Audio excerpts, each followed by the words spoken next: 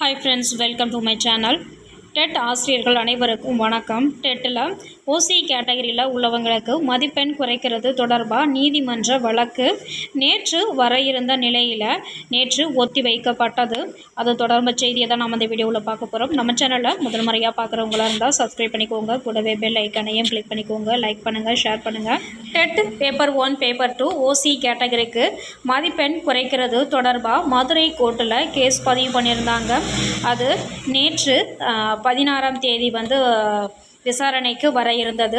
Dead ஆசிரியர்களுடைய case 92வது வழக்கு விசாரணைக்கு வர இருந்த நிலையில் நேற்று 73 வழக்குகள் மட்டுமே விசாரிக்கப்பட்டது.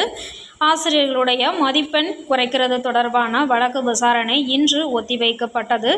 இன்று 123வது வழக்கு விசாரணைக்கு வர இருக்கிறது. டெட் ஆசிரியர்களின் மதிப்பெண் குறைப்பு தொடர்பான வழக்குகள் இன்று நடக்கும் என எதிர்பார்க்கப்படுகிறது. நேற்று 92வது வழக்காக இருந்தபோதே எந்த ஒரு விசாரணைக்கு எடுத்துக்கப்படலை, டைம் பத்தலை அப்படின்னு சொல்லிட்டாங்க. இன்று 123வது கேஸாக டெட் ஆசிரியர்களுடைய கேஸை எடுத்திருக்காங்க. நேற்றினுடைய தொடர்ச்சியாக இந்த கேஸ் எடுத்திருக்கிறதுனால கொஞ்சம் முன்னாடியும் விசாரிக்கப்படலாம் என எதிர்பார்க்கப்படுகிறது.